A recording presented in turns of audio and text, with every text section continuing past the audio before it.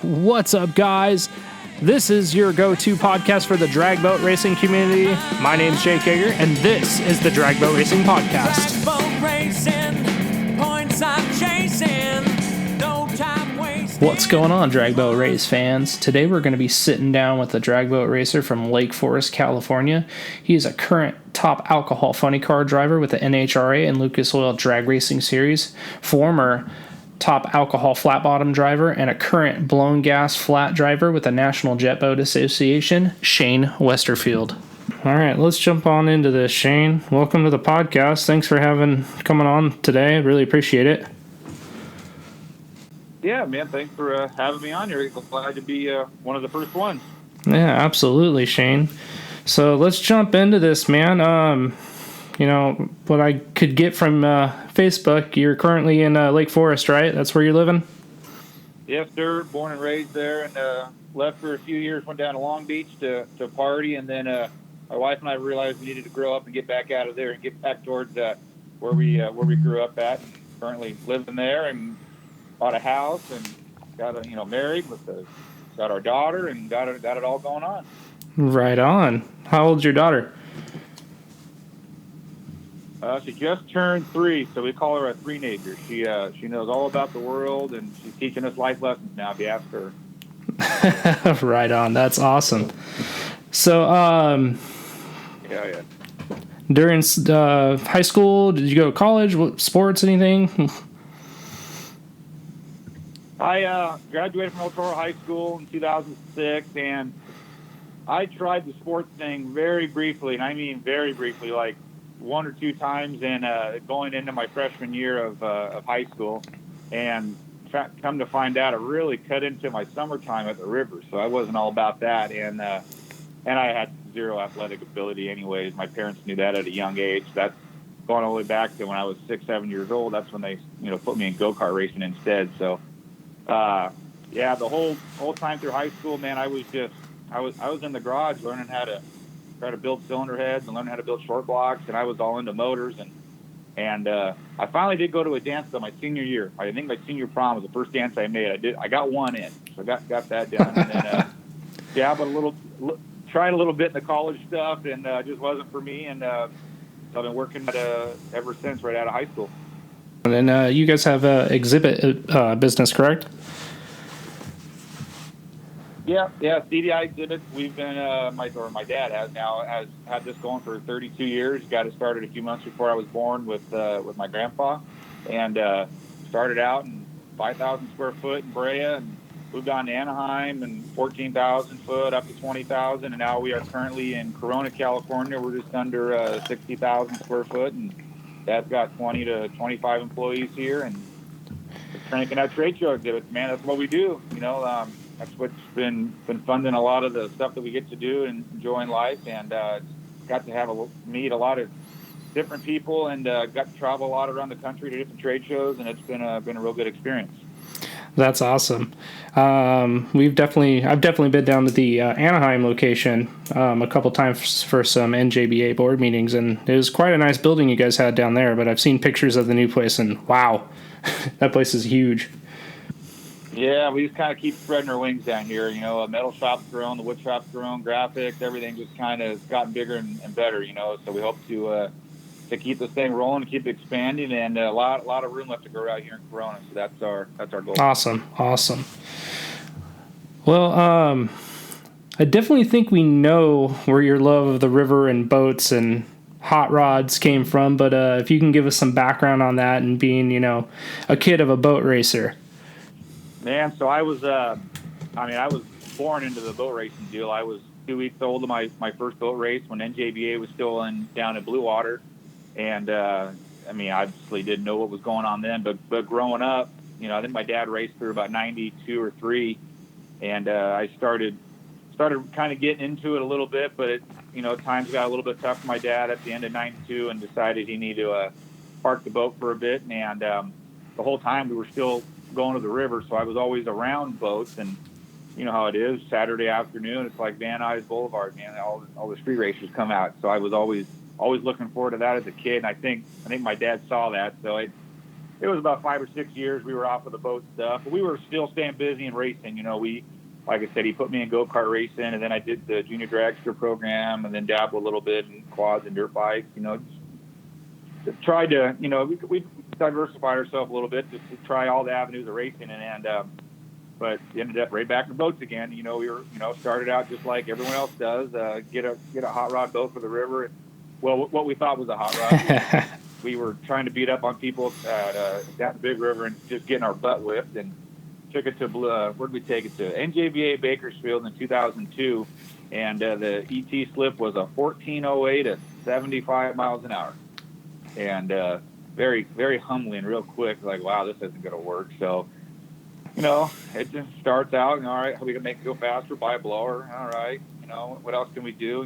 Start lighting stuff up, more compression. It's no different than probably what most people, the road they've gone down, and it just escalated. Then it turned into need a lighter boat. Then we got to put a wing on it, and then before you knew it, the spare tank was coming out, and the spare seat was coming out, and we were, rope deflectors being built, and we're back racing again, and it just evolved so fast.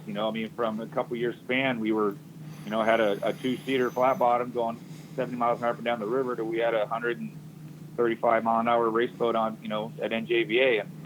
And then that turned into doing the 8-second class with my dad in '06, and then got to go the capsule route. So Dad did some horse trading, and traded a complete boat for a capsule boat, no motor, and then slowly pieced together a motor. And we were going to do a couple races in '07, and it just, before you knew it, we did all the races. We finished second. Then my dad won, and we won the championship in '08, and then second in '09. And the whole time, though, still going to the river. So still seeing all the hot rod boats, guys out there just doing their normal thing, just having fun, going 60, 70, 80 miles an hour, whatever they're going on the river. Nowadays, they're all going 115, 120. But yeah, that's for sure. Still always kind of kept that in the back of our mind that we were going to get a boat back on the river. Yeah, absolutely. I'll tell you what, it's definitely humbling that first pass when you see 70 or 80 miles an hour. I know my first pass, I was at Phoenix at the World Finals, and it was 71 miles an hour off the trailer. There you go. And you probably thought you were setting the Guinness Book of World Records. That's what everyone thinks, at least. And that quarter mile is a long way. I learned that real quick my first time going down there. It's forever. You think you go quarter mile on the river, and guess what? You really don't. Yeah. Everybody on the river has a 100 mile an hour hot rod, and it runs 9 seconds, right? That's it. And that time slip, it'll change everything. It'll change everything for sure.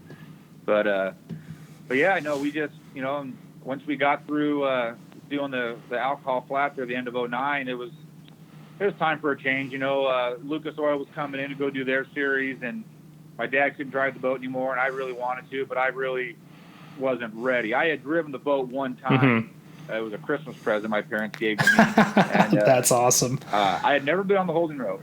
Okay. Oh, yeah. I'd never been on the holding rope, and 20 years old, and I knew all about the motors. I knew about the boat.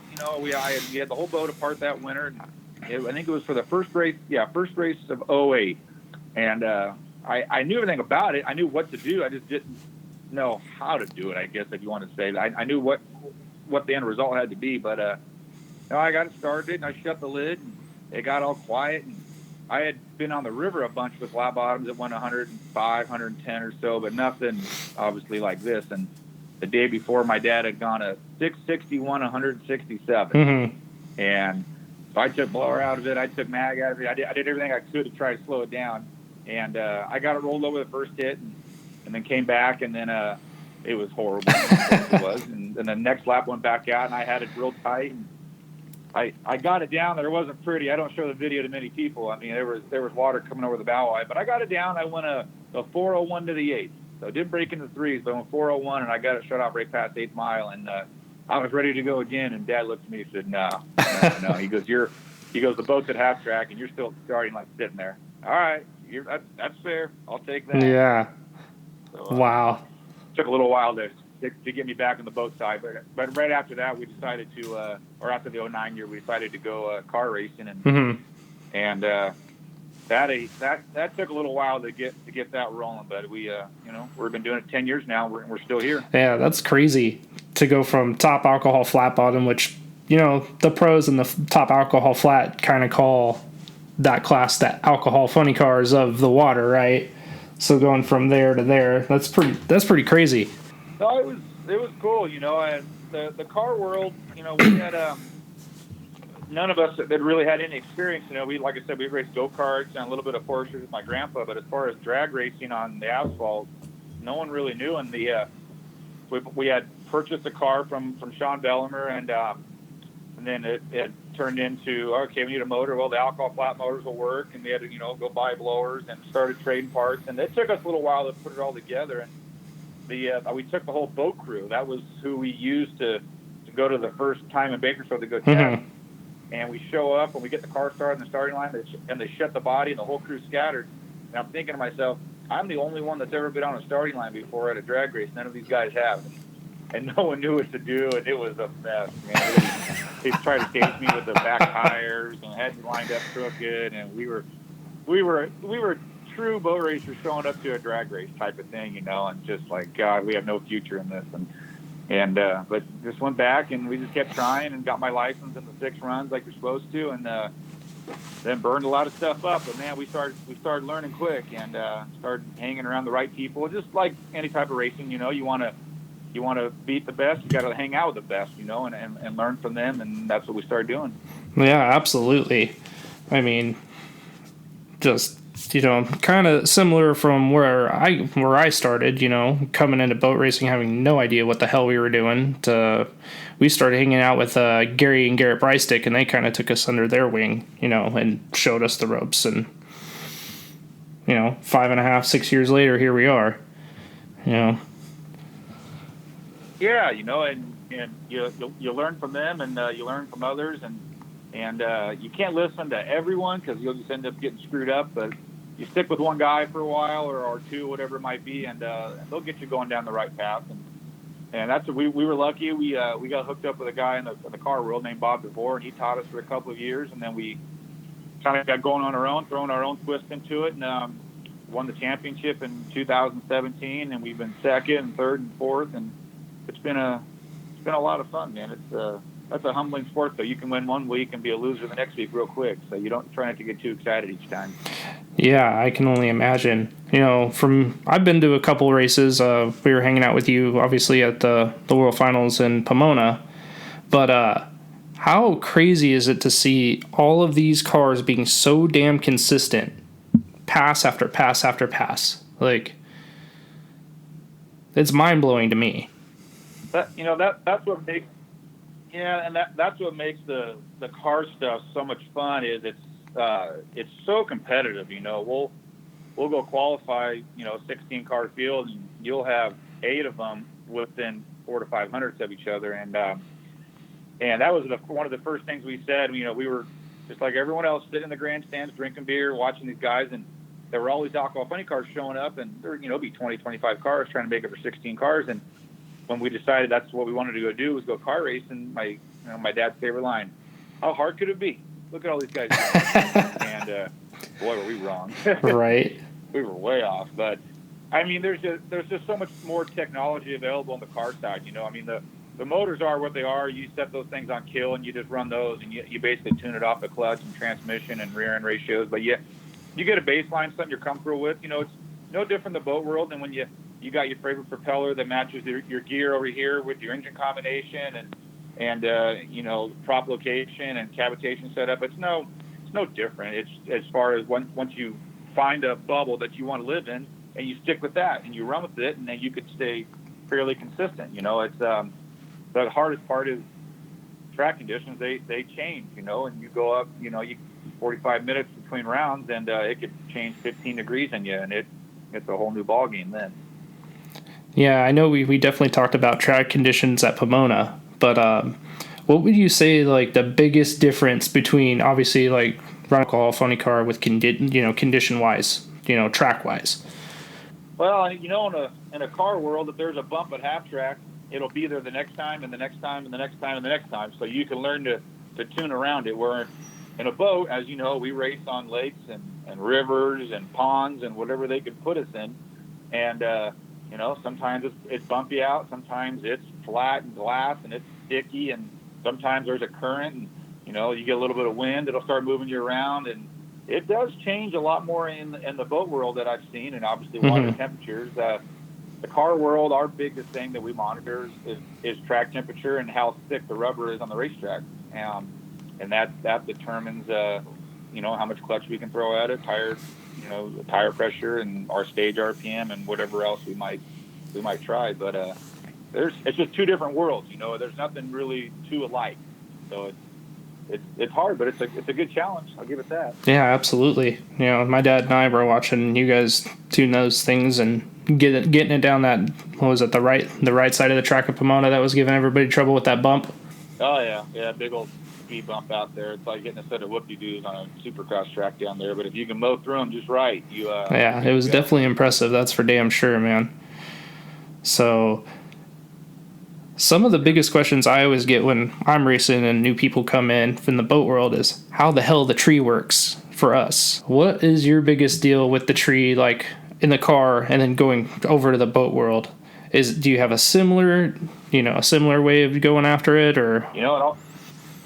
Man, it's once again another different animal, but the car deal, much easier to be able to cut an O light. I mean, an 50 or 60 light or better is not too much to ask for. I mean, it's the most critical part is how you stage a car and where you put it in at that first beam. If you got to know where you're at, if you flicker the ball or if you roll it in deep, because that'll judge it's not too difficult. 3 yellow lights come on, you just react, and it's the same 3 yellow balls come on every time. You just react and go. You just go. And I've got a little simulator inside the trailer I practice with and whatnot, and it's a reaction. I'll practice on the way to work. You pull up to a street light, you see the green light come on, and I'm like swapping feet inside my I practice it over and over and over and over. But in the boat deal, it's obviously you can't really practice. You can get into a routine, which is what I try to do each time. You roll up there and it's your time to go and watch the lights. Get things started, and I'll wrap the throttle a couple times. And my numbers, it's a 6. I see 6 coming on. I better be banging that thing in gear and going.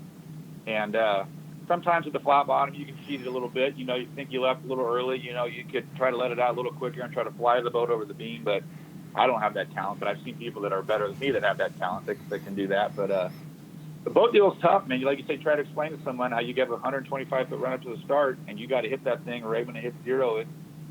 It's challenging. If I can do a 120 or better or 10 and better, I'm pretty excited with myself. Yeah, cutting a 0.1 in the boat world is a pretty damn good light. Some of the I don't understand how people can consistently cut O lights in the boats. Somehow, some way, last season I cut probably about 25 O lights, and I still look at my time slips saying, how in the hell did I do that?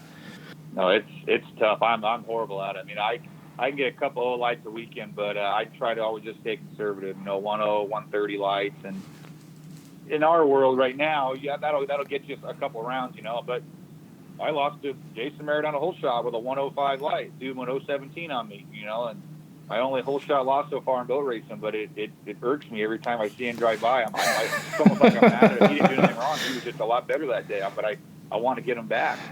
Yeah, I get it. I totally get you. Oh man, totally get you. Jumping back into the boat world for a minute, let's talk about blown gas flat. And you guys have kind of, you and your dad especially, have kind of brought this class back to life with NJBA. Yeah, that was a deal where we had our boats on the river, and I had mine buzzing around for a couple of years, and then Dad ended up getting himself one, and we put our old Chevrolet in it on gas, and we were take it up to the cove and drink beers and just kind of talk about it. There was an NJBA race, the last race of November of 16, and we go, let's go sign up for blown gas. I hadn't really been following the NJBA too closely for a couple of years, and the board meetings were at the shop, but I didn't really ask what was going on and whatnot. So we show up, we sign up, and we're the only two. I go, well, man, this ain't right, because when we left this class 10 years ago, there were 7, 8, 9 guys showing up, like it was no big deal. And all right, well, this sucks. And a couple other guys at the race that weekend, we were able to walk around and talk them into joining the class with us. But just wasn't the same. So we just started promoting it, man, all we could. You know, a little bit of social media stuff, but I mean, I'm on the phone, God, a couple, 3 or 4 times a week, and I just I'll pick on a guy. Yeah. You know, it might be Craig Lucas. You know, it might be Broviac. It might be Merritt. It might be whatever. And I'll wear them out. What are we doing? Are we making this next race? You know, what do you need? Well, you know, I need a spare tire for my trip. I'll get you a tire. You know, let's move on to the next. You know, I don't want to hear any excuses. I work on these guys constantly to try to get them out there, and it was a battle the first year. We only got 4 or 5 show up each race, but it was better than it was the year before. And then 18, we got, I think one of the races in September, we had 13 boats, and last year we were pretty consistent with at least 8 boats showing up, and at times we had 10 or 11. But I think this next year it's going to be even better. You know, I've been talking. We got a couple of new guys coming out. We got Wyatt McAllister coming out. Joey Gross has built him a new motor. Got off the phone with Sean Howard a little while ago. And Gross is building him another one. Penn Burley's coming out. Got Starlata's old boat. Couple guys. Our guy coming from Arizona, Matt Brown. We got Sam McLaughlin coming from up north in Washington. He's talking. And a couple West Coast guys that have been taking their boats to the river that have been talking about this that are coming out. So you add all those guys plus the 8 or 9 that have already been showing up, you know, it could be a pretty good showing. You know, this has just been one of my favorite classes growing up as a kid. You know, I going to the races and then I got a lot of these old Reading videotapes that a lot of people know about, you know, and just that was my class, man. It was always real competitive. You had to be a real good driver to be in it. And not that in the other classes that you didn't, but that was just the ones that I followed, and they kind of became like mini heroes to me. And I'm trying to bring it back to how it was in its heyday, you know, all through basically through the 80s. You know, it started getting real popular 80, 81, and it was strong through 89 and 90, and just trying to get it back. Yeah, I mean, the last couple races I've kind of sat out due to either motor stuff or, you know, personal family stuff, but I've been at the races, and watching the blown gas flat class has been really impressive for me, especially sitting up on the tower just watching. You guys are putting on a freaking show. You're running 6s and a blown gas flat. It's badass. It's cool, right? Yeah, no, it's, you know, NJBA right now, they've got a great opportunity, you know, with Lucas not being around, and they got a couple of real good guys on the board right now really promoting this thing big, you know, DeClark and Choplo and Patrick and these guys, and you know, like guys like you, and but it's good right now. So I'm trying to run with it while we have this opportunity, you know. And the class itself, you know, there's nothing better than when you get 10, 12 flat bottoms lined up in a row, and you're just looking down, and everyone's all in one row. You see different wings, different combinations going, and everyone's pretty excited, and it's competitive right now. And right now, if you think about it, there's only 2 or 3 heads-up open boat classes left in NJBA, you know, before they actually get somewhat filled up. And you got, you know, blown gas flat, and you got unblown field jet that are good, solid classes. You know, at least 8 boats showing up. I mean, don't get me wrong, there's still pro gas flat, but, you know, 1 to 2 boats, and there's still pro gas jet, 1 to 2 boats. But that's about it. Other than that, it's capsule pro classes or all the rest are bracket classes, and nothing against all the bracket stuff. I'm so bad at brackets. I try to get involved with that. And but you get a good heads up class that can go, you know, 590s, 60, 16s right there. You know, first one there, you're hanging them out to win, but staying safe. But you know, if I can keep them in that realm, 130, you know, 130, 135, you know, some guys are 140 right there. I think it's going to keep attracting a lot more people, and that's my goal at least, you know. And a lot of guys interested right now, and I don't know how long this is going to last for. It might only go another year, it might go another 5 years. I don't know, but I'm going to ride the wave while we can and just try to keep. Yeah, absolutely. Like I said, blown gas flat for me lately has been one of my favorite classes to watch. Just like I said, because it's so competitive. You know, you guys are all running, you know, in the 6s or low 590s, and it's freaking amazing. I just want to touch a little bit on the PSI blower deal and your thoughts on it. I don't want to really bring anything negative to it, but the PSI is in blown gas flat. What's your thoughts? Well, there's no doubt about it. They make more power, you know. I mean, I have two of them sitting in my shop. I could bolt them on both boats right now, and I guarantee I could go faster with it. You know, give me a race or two to get the tune-up right. But when Dad and I first started really getting involved with this, trying to make this class better, it was about trying to keep it competitive, keep it safe, and you start putting GSIs on some of these guys. I mean, don't get me wrong. There's a handful of drivers in class that have a lot of talent that can wheel them down there and they're good. But you start getting some of these guys upwards of 140, 145 miles an hour. They don't need to be going that fast. You know, the minute someone gets hurt, the whole thing's over with. And I'm not saying you can't do that. You totally can. Mm-hmm. That's possible. So that was one problem. The other problem was I didn't want it turning into another bracket class. And NJB has a rule, and it's a good rule. You can't go over 145 in an open flat bottom, and that's fine. I agree with that. That's good. But all of a sudden, you start getting these guys who start making all this power, and it's easy to do with that PSI. Is now you're going down there, and these guys are going to be shutting them off, 800-900 foot, looking over at each other, and that's not what this class is about. This class is first one there, heads up, no looking over your shoulder, just a good, solid, clean drag race. And so, okay, so you start, bolting these things on. It's not free power because it's a lot of money to bolt one on, but man, you could sure turn them up a lot easier with that. So, there were a couple guys in the class that were trying to figure out, okay, first it was, and I got blamed for a lot of it. I'll make it very clear. I got blamed for a lot that I wanted to get rid of them, and they shouldn't be in the class, and that's part of the way true. But there were many other people that were on my side. Yeah, so we can nix it now. But there's already guys that are invested into them, and I get that. That's fine. Okay, let's restrict everybody. A good heads-up class that anyone knows, you need rules to keep it competitive. And if these things if it's just an unlimited open class, yeah, the guy with the most money is going to win. There's no doubt about it. So I was trying to keep it away from that as well. And so I'm trying to, as we speak right now, to implement rules. And it's like I said, it's not just me. I got plenty of other guys in the class calling me that, we're trying to do just a blower overdrive restriction, but it's not just for the PSI. It's for the root floors as well, and it was all laid out from an 871 to a 1471, the overdrive limit. So it would affect everybody, and we did a class agreement last year. Didn't even involve the NJPA. Mm-hmm. We all just shook hands on what we would do, and everyone stayed within the rules. And if you look at last year, it was great. We had different number one qualifiers in almost every race. 6 races, we had 6 different winners. It worked out well.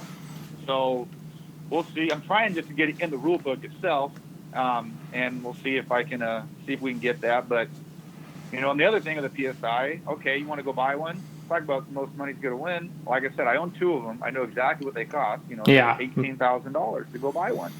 And that's another thing with this class isn't about. I'm trying to keep it cost efficient here, and there's no need to have to go do that. You shouldn't be having to go spend. They can go buy a real nice little fuel blower for, $3,500, $4,000, bolt it on and be extremely competitive. But if the guy next to you has got an $18,000 PSI, yeah, what do you do there? Type of thing, So it's there's pros and cons to it. You don't have to worry about ever working on a PSI. You can throw them off, throw them in the lake, and bolt it back on. There's nothing wrong with them. So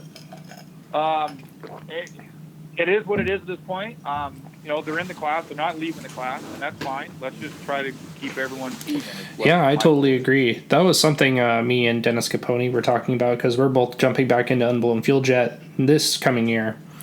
And, it just seemed like 1 or 2 people with just the most money are just handling the whole class, you know what I mean? So, and I think some of those people are leaving the class this year, so it's going to be kind of fun, we're thinking, for us this year for unblown fuel jet. Yeah, and that's perfect. And one of the best things that we've had so far of bringing this class back is communication, and a big guy that's been a part of that is Craig Lucas. He calls me more than I can call him. I don't even have to call him. He's on me. All right, what are we doing? What's next? We all need to get together. We need to talk, and which is good though. We had a meeting at the beginning of the year. The whole class got together, and we just drank beers and just kind of bullshitted about some of the stuff that we wanted to do, and it really worked out. And you end up becoming good buddies with these guys. But don't get me wrong. When you're paired up next to them on the rope and the lights start, you're not your friend then. But it's good though. If you communication, it's 2020. I mean, there's no reason why you can't pick up the phone, talk to someone, communicate within the class. when I'm at the races, because I'm the class rep for Blown Gas, I have a group text message going on. And if we all need to go meet, I send a group message to everyone in the class. When it's time to warm up, I send one out. When it's time to go to lanes, I send one out. That way we all show up at the same time. We're all running each other. You know, there's not a flat bottom going up against an unblown fuel jet or a blown gas boat going up against a pro comp hydra. You know, we all get there at the same time. We launch at the same time. We all run each other all through qualifying and obviously eliminations. And that makes it even more fun. You know what? And that's awesome. Well. That's one thing I would appreciate, because I was running the lanes last 2 races and you guys always made your call. So definitely appreciate that. And thank you for doing that. Yeah, you know, it's cool that if someone can't make one of the runs, they shoot me a message, hey, whatever, Justin Perkins, hey, here, can't make this run, or drill, whatever it might be. And then when we get up there, I tell the guy in the lanes, hey, so-and-so's not going to make it. And they're not having to call them over the radio and whatnot. It's just little things like that. I don't know. I'm assuming it makes it better. I don't think it can make it any worse, but it's just communication, man. All you got to do is talk. And, you know, it's funny to me, since we started bringing this class back, there's been other classes I think that are at least talking a little bit. In Pro Gas Flat, another one of my other favorite classes, there's 8 to 9 to 10 boats just in California, but 1 or 2 will show up here, another 2 or 3 will show up here, 2 will sign up for Pro Comp Flat, and the other one will sign up for 6-0. It's like, if you guys just all called each other before you were going, you could have at least 8 of you show up at the same time and go run the class. And I think they're starting to do that a little bit now, so hopefully that class starts to liven up. Yeah, that would be great. I mean, having a full field of not just blown gas, but pro comp, or, you know, everybody. I mean, seeing those classic flat categories come back would be freaking amazing. Oh, I mean, yeah, in the day, whatever you want to call in the day, but like I said, I'm a big fan of, you know, through the 80s and early 90s of drag boat racing, and man, all those open pro classes easily had 8 to 10 boats showing up every time. And it was even real cool then because you had to qualify. You know, if you had 13 or less boats, they only took the quick 8, made it in. Now, if you had 14, they would make it a 16-boat field. But there were a lot of times you were celebrating Saturday night just to make the show. And so that made it real competitive then. And there were guys at times running in the points deal that didn't make the show, and they were going home Saturday night. So it was real competitive then. But we're working our way to get back there right now. That's my goal. You know, hopefully with this platform, with the podcast, it gets back out there too. That was one of the things that, you know, I want to see. You know, us in the jet boat world, we're starting to get some heat behind us, and we're starting to bring some boats back that have been in mothballs for years, and, you know, us stepping up, you know, to unblown fuel and doing all that. And I got most of my friends at the river now racing and coming up and wanting to do exactly that, is just making the sport what it was. Because I remember my first boat race I ever went to was 1993, and it was at Pudding Stone. And actually the first boat I ever saw go down the track was Donnie LeBon in Hydrophobia. And I couldn't believe how cool and how packed it was back then, and how many boats there were, especially, you know, the flat classes too. Oh no, it was jam packed then, man. There's just, nowadays there's too much to do, and internet world, you can follow it all that way. But there's people coming back now, and it's getting better. You know, I took a couple of nights in a row of going through, and I found 35, and this is, like I said, I'm all about the blown gas guys, 35 blown gas flats between Redding, California down to San Diego. That's how many there are. Most of them either river boats, you know, that included the race boats that are out there, and then the rest are sitting in garages but ready to go. And it's like, come on, man, if we could just get half those guys together at each race, I mean, we'd really have some here. And I guarantee you do that with, you know, Pro Gas Flat, unblown field jet, ski flat, I mean, Pro Gas hydro stuff, whatever. You start getting around, there's a lot of guys that could pull their stuff out and start racing again. You just got to find them and do like my old pal Don Ermshire used to say, you got to shame them into it. Yeah, absolutely. I know that's how I got Dennis Capone to go to his first race. Just kept bugging him and shaming him, and it's like, hey, your boat ain't that fast. Get it on the track, man. Let's go.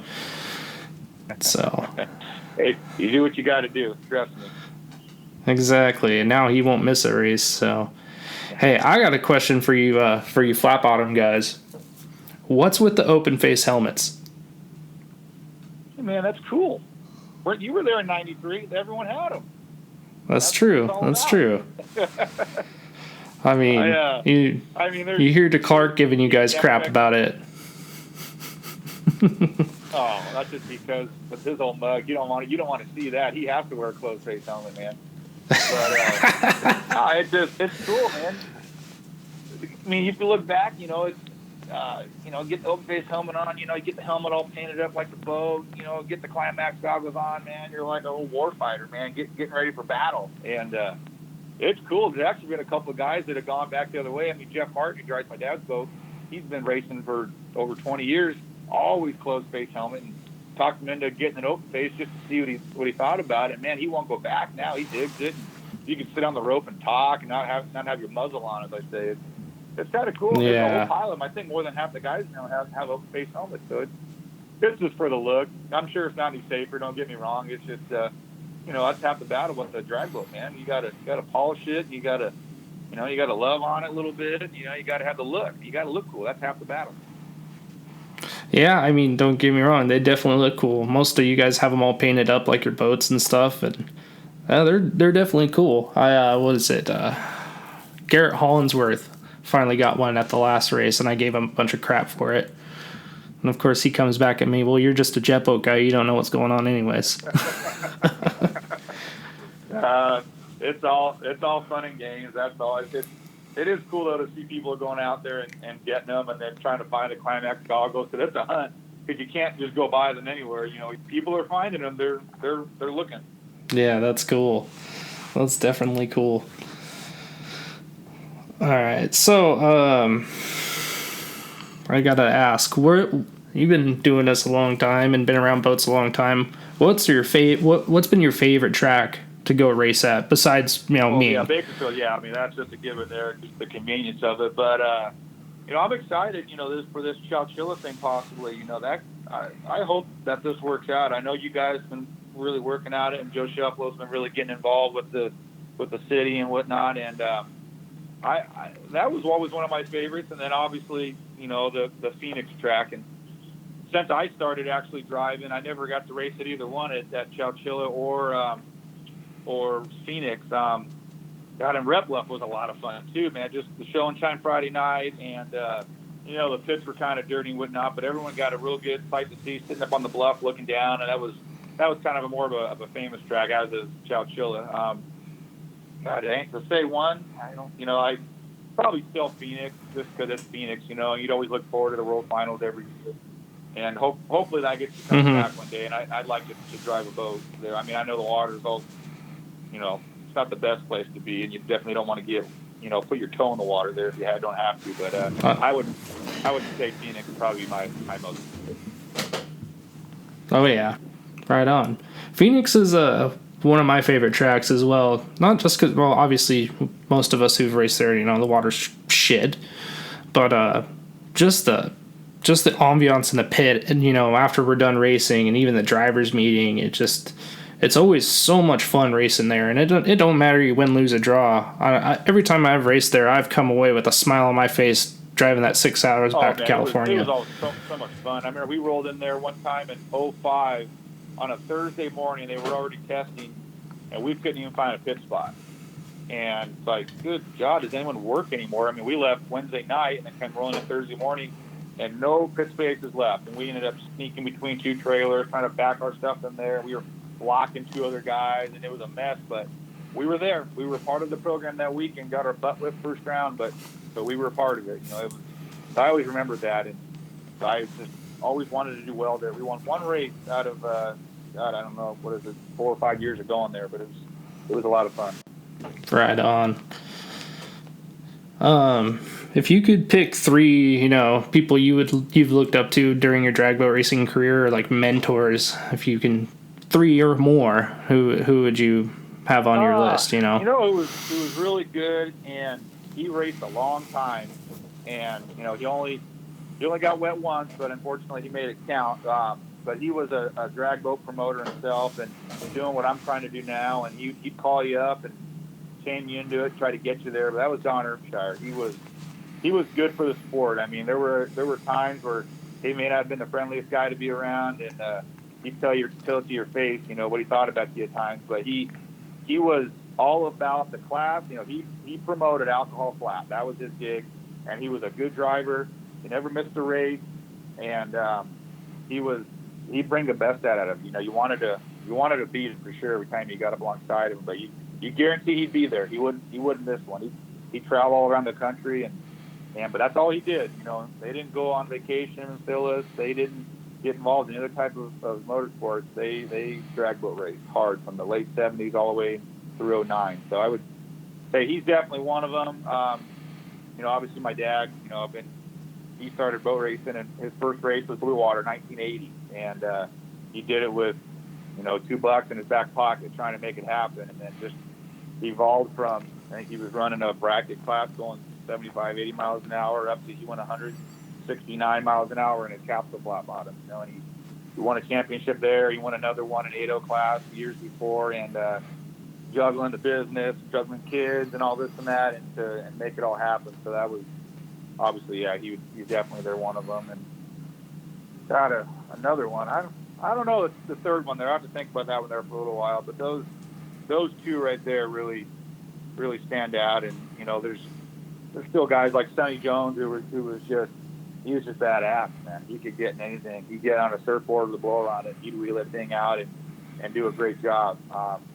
You know, guys like him and Ray Castelli and Al Bush, all the old timers, all the old guys they were good, man. They were modern day gladiators. You know, they jump in these things that weren't safe. They weren't really right, but they'd get them down each time. And they were good. So I'd say a mixture of the other three plus Dad and Earnshire. Right on. I dig it.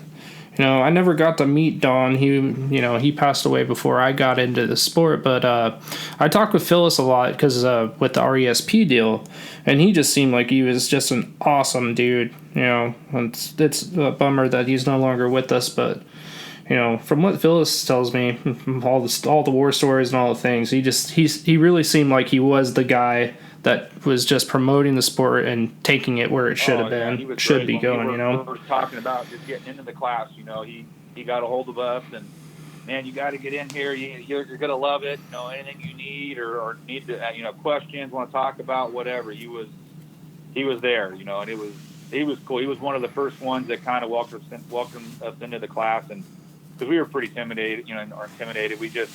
We didn't really know any of them, and we bought a boat and had a motor. We just kind of parked in the back corner on our own, but he was one of the first ones that kind of got us rolling there. It was cool. I never forgot that. That's awesome. That's way awesome. Let's see here. Kind of the same question, but for your NHRA, you know, career, you know, people you look up to are mentors in NHRA. Yeah, there was a few of them that, you know, Dale Worston, the top one without a doubt. We bought our second car from him, but my dad had known him since he was a little kid. Used to work with Chuck a lot, and same deal, man. They were working out of a 3-car garage, running a funny car operation, and there were times that Dale would show up to a race by himself and get the car all prepared, get ready to go make a run, and find a guy in the grandstand to tow him up there, and find one of his buddies to get things started for him and check the body. And he's running a nitro funny car that way, you know. And wow, you see where he's evolved now, you know, winning a championship in Top Fuel Dragster and Fuel Funny car, and then now being a crew chief like he is, he can do it all. He can drive the truck there, he can build the car, he can build motors, he can tune them, he can drive them, and he's a lot of talent there, and he's still got a lot left to go. And I talk to him just about every day, you know. So he's definitely one of them. And then obviously Forrest, you know, same gig, you know, started out with not much, but Forrest went the business route of it, about finding the money and really promoting the sport and himself and, you know, all his branding. And still, Forrest couldn't pay how to screw a spark plug in, but he can he'll hire the right guy and find the right guy for it. And but he knows how to hire them. Yeah. Those have always been my two, without a doubt. You know, those Forrest and Dell. You know, those are my guys. And when they do get to race each other or whatnot, I just stand back. I don't pick a side. Mm-hmm. Right on. So kind of winding down here, I did ask, you know, the fan base that's starting to follow us on Instagram and Facebook if they had any questions for you. We have some. I'm going to go off of Instagram right now. King's Vision 99 says, when can the Reno crew get their pit I was trying to shirts? surprise them with it, but I'm getting T-shirts made right now. That's one of my crew guys there, King. We call him. He's a good dude. So he's in. Tell him there's crew shirts coming. Just sit tight. There'll be some there in March. Right on. Let's see here. Brian Moreland says, why are you Rain Man with drag boat racing info that precedes your birth? Tell Moreland. Tell him I'll see him in March as well. We'll leave it at that. He's my guy. And then actually my sister had this question. I think it's a good one. How hard is it to, juggle your personal life with racing and then boat racing? Question. My wife asks me that question daily. It's a lot, I'm making it very clear. I'm very fortunate, to be in the position I'm in. I've been working for my dad for 12 years or so, 13 years, and I'm in a position here where I can be on the road and still get done what I need to get done here. And we have 16 car races on the schedule this year, and another 4 to 5 boat races, and still got to hit the river tips in between, and got to still maintain the house at home, and still got to. Got a 3-year-old buzzing around, and it's a juggle. It's a constant juggle. But you get one shot here, at a rehearsal, and I'm going to do everything I can to keep all the fun stuff rolling and do everything we can do. And I was home between May through December. I was home 2 weekends. That was it.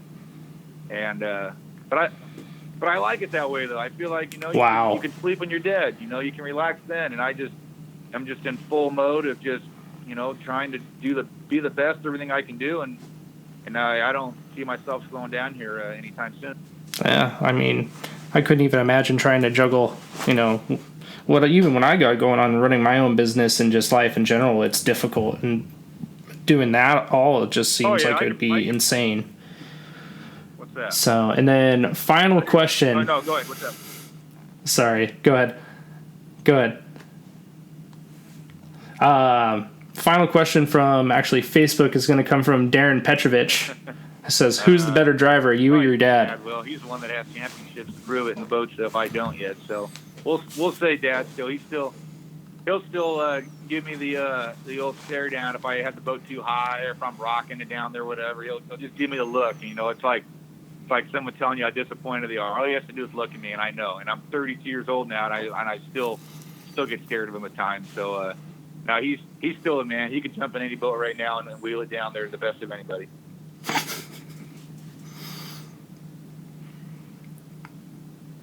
That's awesome. I love that.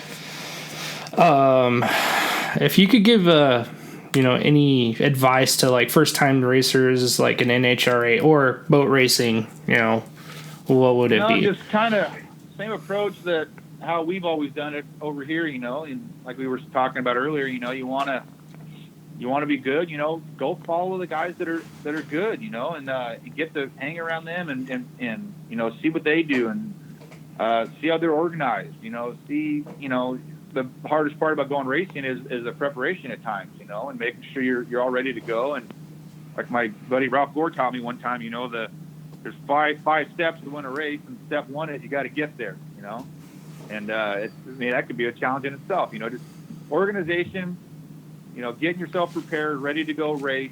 A lot of people don't realize that at times, and guys show up to come watch you, and you got your pit set up, and it's all clean and neat and tidy, and not just because you like stuff clean, that's if you want to be prepared to go do this the right way, that's half the battle, man. You got to be organized, ready to go. And I've learned that from watching a lot of successful teams compared to unsuccessful teams,